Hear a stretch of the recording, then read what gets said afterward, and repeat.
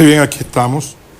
Miren, el dueño de la discoteca Jet Set, Antonio Espaillat, dio una entrevista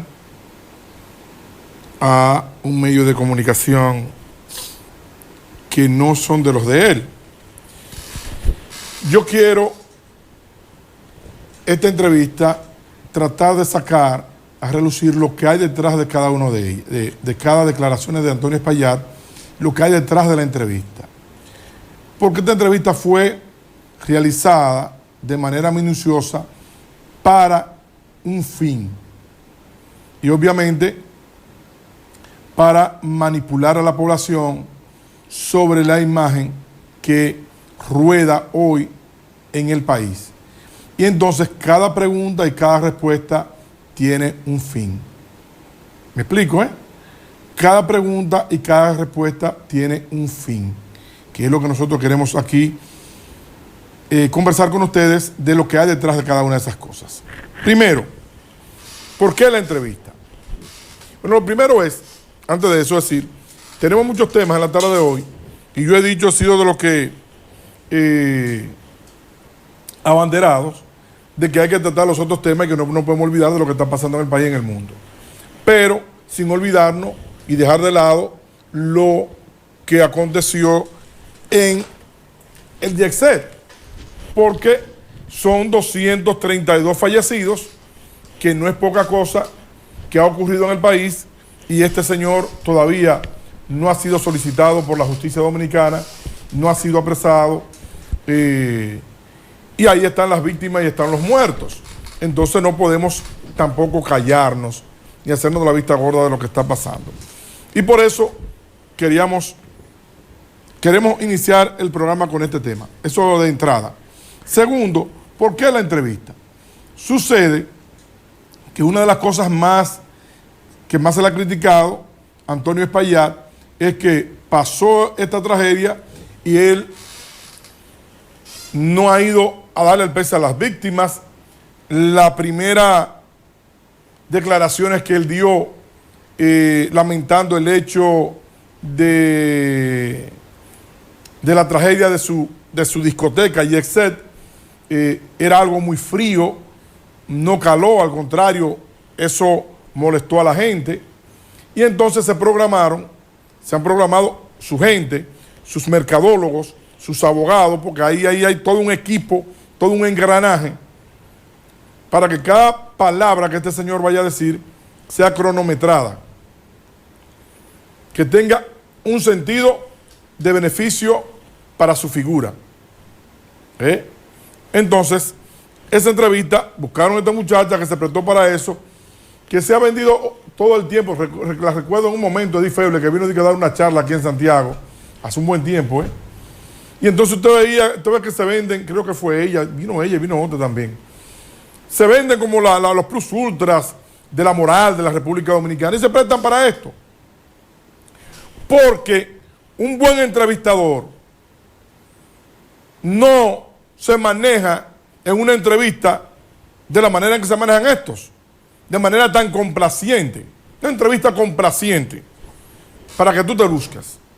Entonces había que hacer la entrevista porque había que mostrar la cara de la otra moneda. Todo lo que se ha dicho es lo que este señor ha dejado de hacer, cuál fue su negligencia con el tema del techo del el Jet Set. Entonces ahora estamos escuchando su versión sobre el techo del Jet Set. ¿Por qué él no lo arregló? ¿Por qué él entiende o por qué no hubo negligencia desde el punto de vista que él lo explica ahora? Y está tratando de calar por ahí. Vamos a empezar. Dice, cuando se le pregunta cómo estaba el techo del Jet Set, Antonio Espaillat dice que tenía plafones de yeso que se caían constantemente. Para eso no se contrata a un agente para cambiarle un plafón. Lo hacía cualquiera, un empleado buscaba una escalera, buscaba un plafón y detalló él y lo colocaba. Déjame ver. Desde que la discoteca Yexé se mudó al local donde estaba hasta el día de la tragedia, hace 30 años, el techo tenía plafones de yeso que lo cubrían. Y según dijo Antonio Espaillat, de la familia propietaria, oigan como dicen, Antonio Espaillat, no el dueño, porque antes se vendía la idea, o él se ufanaba de que era el dueño de la discoteca. ¿Quién es el dueño de la discoteca? No, eso es de Antonio Espaillat. Después de la tragedia, no, eso es de la familia. Entonces, hay que ir calando en la idea que eso no es de él, que es de la familia. Por lo tanto, el dinero que él tiene de manera personal, las emisoras que son de él, no tienen nada que ver con lo ocurrido en el Yexé, y con su patrimonio no debe ser tocado, porque lo ocurrido en el Yexé es una empresa societaria de socios, y ahí cada uno de los socios es lo que tiene que ver con la indemnización que pudiera venir, y eso tiene otras connotaciones legales, inclusive en términos económicos, y por lo tanto hay que ir vendiendo la idea de que él no es el dueño, de que era un asunto de socios. Entonces, por eso, en la entrevista y en el escrito, dice, según dijo Antonio Espaillat, de la familia propietaria, de la familia, no del propietario. Ya desde ahí comienzan a manipular la información. ¿Verdad o mentira, Pero es para que entendamos por dónde se viene la situación. Eso ya es para asuntos legales. Una de las más normales era por el agua del aire. También obstrucciones en los drenajes. Cosas normales de aires acondicionados. Pero dijo que no se daban cuenta de las fallas porque los plafones de yeso no se abombaban. Los plafones de yeso absorben todo el agua, el yeso se pone pesado y cae. Y durante 30 años, el empresario dijo que siempre compraban plafones. Y justamente aquel día 8 de abril, día de la tragedia, se cambiaron plafones de yeso, aunque indicó que no tenía el dato preciso de cuántos cambiaron.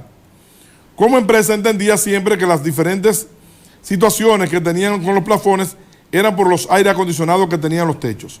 Miren cómo se va construyendo la narrativa de que este señor, como se está hablando de negligencia, ven aquí Leo, como se está hablando de negligencia, él está adornando. No. Como hay videos de gente cayéndole pedazos del techo, de Sergio Vargas, que dice en una ocasión que cuando él iba saliendo del Yexé, estaban barriendo pedazos de techo que habían caído. Y yo, ¿y qué es esto? Entonces, esas imágenes de una jovencita que le cayó un pedazo de techo, vamos a decir, de yeso, del plafón del yeso, esas imágenes son irrefutables. Entonces, hay que ir construyendo una narrativa que esté acorde con las imágenes. O sea, no, que hubo gente que le cayó un pedazo de techo, que Sergio Vargas dijo que le cayó un pedazo. Sí, es verdad. Nosotros estamos diciendo que no. A cada rato cayó un pedazo de techo. Pero eso era yeso. Eso no es el techo, era yeso. Que caía de los plafones. Y entonces con eso está diciendo, no, es que yo no soy descuidado, yo no me descuidé con el techo, yo no fui negligente con el techo. Cada vez que se caía un plafón, yo ponía otro. Pero estamos que desde una actividad con Luis Vargas, que también hay un video por ahí que dice Luis Vargas, pero ¿y qué es esto? Se está cayendo el techo. De años, se está cayendo el techo. ¿Me explico? Yo voy ahora, estoy diciendo lo que se está adornando. ¿Y en función de qué? En la función de esto es de que se venda la idea de que él no fue negligente. Esa narrativa tiene que ver con este concepto. Para que ustedes sepan qué es lo que quieren desmontar, lo que lo pusieron a hablar en esta entrevista y qué era lo que iba a decir. Todo eso está programado, lo que va a decir, para desmontar lo que hay en la calle. Los empleados, porque un plafón, tú buscas una escalera y lo pones y lo cambias. Son plafones como si fueran de oficina. Para eso no se contrata un agente para cambiar un plafón. Lo hacía cualquier empleado. Buscaba una escalera y buscaba un plafón y lo ponía. ¿Se dan cuenta? O sea, él está diciendo, no es que yo, porque tú puedes decir, bueno, pero tiene que haber buscado un ingeniero que le diga a él cómo resolver el tema de los plafones, cómo resolver el tema de la caída constante de pedazos de plafón a sus clientes. Porque no era una cosa de un día, era que a cada rato caía un pedazo de techo en medio de una mesa. Y tenían que resarcir el daño de la mesa. No, está bien. No, no tienen que pagar eso. Lo que se dañó ahí nosotros también lo cubrimos. Le vamos a traer otra bebida. Tú no puedes vivir con una empresa, con una discoteca, cayéndose a pedazos a cada rato y resarciendo al cliente del costo de bebida, del daño, porque una muchacha que le cayó un asunto que tuvo que ir al hospital y estaba exigiendo el pago de sus honorarios médicos. Tú no puedes vivir constantemente con eso y que tú me digas a mí que tú no llamaste nunca a un ingeniero para ver cómo se resolvía el plafón. ¿Me entienden? O sea, la idea es, esos techos lo ponían los meseros. Nunca llamé a un ingeniero porque eso generalmente lo pone un mesero. Parece que tenía algún lugar ahí lleno de plafones. Se con plafón, ponlo. Pero tú tienes entonces, se supone, que investigar con un ingeniero que provoca que estén cayendo los plafones. Si fuera yo lo hiciera. En años, ¿no? Si fuera usted lo hiciera en 30 años. Si usted pone los aires allá arriba, que le dijeron que no lo pusiera, porque ese techo no podía aguantar ese peso. Creo que le dijo como 6 aires, 3, 4, 6 aires, de este tamaño, del tamaño de todo este estudio. Aires gigantes, arriba del techo, y 3 tinacos, me imagino de 500 galones cada uno. 1.500 galones en el techo. Y entonces todo eso está liqueando agua, y tú no buscas una gente, no para que resuelva el plafón, sino para que resuelva lo que hace que se cargue el plafón. Tú no buscaste un ingeniero para eso. O sea, no había cuarto, no había dinero, no había billete. La discoteca se estaba cayendo a pedazos, no producía. Era una discoteca de Dajabón, que tenía una fiesta una vez al año y no podía pagarle a un ingeniero para que subiera el techo y dijera, oye, aquí lo que está liqueando es el agua de los aires. Esta agua hay que canalizarla con una tubería, como lo hace cualquiera. Yo tenía una hermana de mi esposa que tenía un problema con un liqueado de techo, y creo que también otra persona, 2 personas al mismo tiempo, ahora hace como no menos de un mes, 2 meses, por asunto de aire. ¿Qué hicieron? Llamaron a un técnico para que canalizara el agua y el agua no cayera dentro del apartamento. Un asunto de apartamento, un edificio de apartamento. Pero buscaron un técnico que le canalizó el agua. Entonces, para una discoteca no se busca un técnico para canalizar el agua para evitar que se caiga el techo. O sea, y tú me vas a decir a mí que la población tiene que comerse y tragarse esa narrativa tuya. Pero nada más que seamos idiotas. Nada más que seamos idiotas. No. Usted seguro buscó técnico, y si no lo buscó, fue negligente. Y si buscó el técnico y el técnico le dijo lo que había que hacer y no lo hizo, también fue negligente. Porque cualquier técnico con 2 dedos de frente, hasta sin ser técnico, lo lógico era que le dijera, oye, que no es los plafones. Hay que resolver el agua que va a seguir cayendo en los plafones y que va a seguir provocando que los plafones se mojen y se caigan. Lógica, elemental, simple. Yo no soy ingeniero, pero si me está cayendo agua en el techo de mi casa, yo no lo voy a resolver pintándolo. No, pero que hay que dar una pintura para que la pintura pare el agua. No, es arriba del techo donde está la filtración que hay que resolver para que el agua no caiga y no me caiga la pintura en mi cabeza.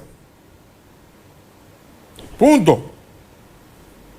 Y eso Cualquier técnico, y él de manera simple tiene que saberlo, que no quisieron invertir. Que fueron negligentes, que es la palabra que quieren evitar, que está sonando en el país, y es la que lo puede condenar en términos económicos. Señores, miren la importancia de esto, de esta narrativa, que es la que se va a discutir en el juicio. Nosotros aquí estamos adelantando la situación. Esta narrativa es la que se va a discutir en el juicio. Y de antemano nosotros estamos diciendo a ustedes qué es lo que hay. Esto es para justificar que no hubo negligencia. Y la negligencia está de más. Porque usted no puede durar meses, semanas cayéndole un techo encima y usted tapándolo con un dedo, el sol con un dedo, pon otro plafón. Se cayó al otro lado, pon otro plafón. Ahora cayó de aquel lado, pon otro plafón. Cayó ahora esta semana, cayó, pon otro plafón. Y estamos pasando semanas, Y la semana que viene, que cayó un pedazo allí, pon otro plafón. ¿Y quién lo va a poner? No, a los mozos, que es una escalera que yo no sé qué escalera es, porque ese techo era sumamente alto. Y no es para que cualquier mozo se suba en cualquier escalera, No estamos hablando del techo de su casa, que usted se sube una escalera y usted está en el techo. Estamos hablando de un techo de 2 niveles para arriba. Usted vio ahí la dimensión de esa discoteca, la altura. No es cualquier escalera, por lo tanto, no es cualquier mozo que se va a subir en esa escalera. Mírenlo ahí. No es un techo de 9 pies. Un asunto de 18 pies, y cuidado sin más. De más de 2 niveles. Para subir allá arriba, poner ese plafón. Entonces, usted me va a decir a mí que usted se la va a pasar 1 año, 2 años, 3 años, 5 años, semanalmente. Don Antonio, porque es don, por lo cual todo el mundo. Se cayó ahora de aquel lado, se cayó uno ahí, le cayó a una jovencita anoche ahí. Le dio ahí, nosotros le cubrimos la bebida, pero le dañó el pelo, le cayó en la espalda. Ahí fulanito fue y le limpió, y entonces, ya quedamos ahí, simplemente le cubrimos la bebida, pues está bien. Y entonces ese güey dice, a un hueco allá pone un plafón. ¡Coño! Y te la va a poner, te la va a pasar de plafón en plafón, de plafón en plafón, de plafón en plafón. Y no va a ver cuál es el daño. Mentira. Hubo negligencia. ¿Me explico? Esa es la narrativa que se está argumentando de manera inteligente, y por eso digo que Edith Feble se sirvió para esta payasada. Para esta payasada. ¿Cómo decirle? Periodistas que antes, son que periodistas, son periodistas, pero profesoras de la UAI. Explícame. Ven, siéntamelo ahí para yo entrevistarlo. Siéntamelo ahí para yo entrevistarlo, para que tú veas. Otra cosa. Dijo que el edificio siempre tuvo problemas de infiltración, incluso cuando lo compraron. Coño, pero si tú lo compras, cuando lo compraron a finales de los años 80, ya tenía, pero al paso de los años, nunca el techo fue examinado. Sobre el techo de la estructura dijo que había 6 unidades de aire, 6 acondicionados y 3 tinacos, como si fuera poco. El empresario expresó estar afectado emocionalmente por la tragedia, sin poder dormir y con un dolor muy grande por todas las partidas. Agregó que para él y su familia el YEC lo era todo y que nunca, está claro, pues ganaba mucho dinero, y que nunca llegaron a imaginar que una tragedia de esta magnitud podría llegar a ocurrir en el espacio creado por su madre cuando apenas tenía 6 años. Oigan esto. Esta parte de la narrativa, que también está hecha para confundir y para crear una nebulosa. Lo que hay detrás de esto. Oigan esto. Nunca, el YEC era todo, y que nunca llegaron a imaginar que una tragedia de esta magnitud podría llegar a ocurrir en el espacio creado por su madre cuando apenas él tenía 6 años. ¿Sabe qué es lo que quieren decir con esto? Yo no soy culpable de esto. Cuando mi mamá hizo el YEC y compró el YEC, yo tenía 6 años. 6 años yo tenía. Entonces usted lo oye y dice, pero es verdad, pero acá, pero si cuando la mamá fue la que cuando hizo Yesé, cuando Yesé tenía 6 años, él no es responsable de que ese techo se haya caído. Esa es la narrativa. Esa es lo que quieren que usted piense. Pero no es así, Antonio. No es así. ¿Sabe por qué? Porque todas las grandes empresas del mundo, los emporios que duran más de una década, de 2 décadas, más de 20 años, generalmente pasan de padre a hijo. Y la responsabilidad de esas empresas, luego que la obtiene el hijo, recae sobre el hijo, no el padre. Una vez el padre ya está muerto. Aquí hay familias que tienen empresas y negocios de 3, 4, 5, 6, 7, 10 generaciones. O si los Vicini tienen un problema en el ingenio azucarero, van a decir que eso fue porque el tatarabuelo de ellos, cuando hizo el ingenio, no puso esa pieza, o se le olvidó poner un techo, o no puso ese gancho. Y entonces, yo no me imaginé que cuando tatarabuelo hizo ese anclaje, iba a pasar esta desgracia hoy. No. El culpable de la desgracia es que la está administrando en su momento. Aunque tu mamá haya comprado el Yexel, lo haya realizado, lo haya hecho o lo haya inventado, y hay que ver quién fue que lo pasó, porque primero fue en un lugar y lo puede estar en el lugar en que estuvo la tragedia. Tiene 50 años, de los 50 años, 30 años aquí en este lugar de la independencia.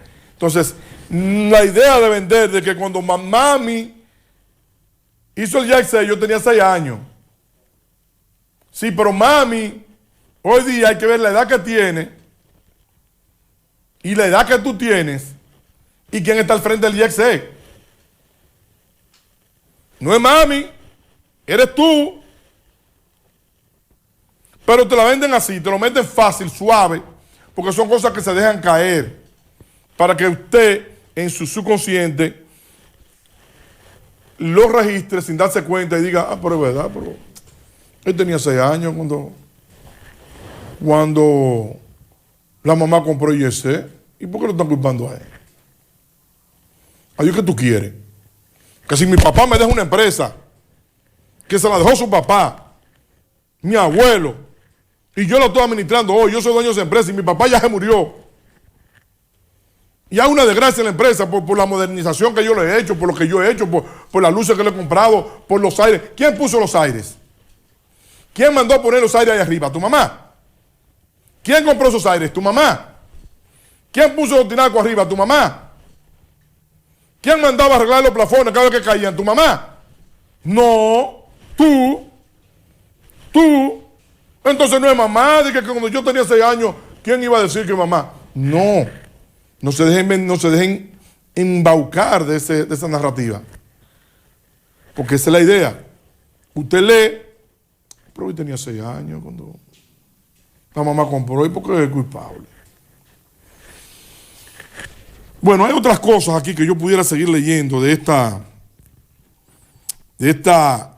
entrevista de Edith Febles, la periodista. Edith Febles, con Uchi Lora, que ya no está en el aire porque ya Uchi Lora se cansó de estar en los medios de comunicación y luego de que ganó el PRM, bueno, pues ya no hacía nada en los medios también. Ya el trabajo estaba hecho. El trabajo estuvo consumado y ya podía irse. Entonces ahora se quedó la periodista Edith Febles con una tremenda entrevista. No joda. Ayer precisamente estaba viendo una película en Netflix que tenía que ver con la prensa de periodistas. Y hablaron sobre el tema de la entrevista, de una entrevista que ellos piensan hacerle al presidente de los Estados Unidos. Y dice, pero tú le vas a preguntar esto. Y dice, no, pero ven acá, ¿qué tú me crees a mí? Yo soy un niño, ¿y tú le vas a preguntar esto? No. Es esto que hay que preguntarle. Porque este es el problema, es a esto que vamos. No a ser complacientes, porque eso no es hacer periodismo. Lo que Edith Febles hizo ahí no fue periodismo. Fue sin cuidado si le pagaron. No digo que le pagaron, que no hay una demanda ahorita. Pero hay que ver bajo qué concepto ella hizo esa entrevista. Que hay que ver también porque se hizo en los medios de Pepín Corripio, si es que Pepín Corripio le está tendiendo la mano, como compañeros de medios de comunicación. Vamos a la pausa, Leo. Las noticias.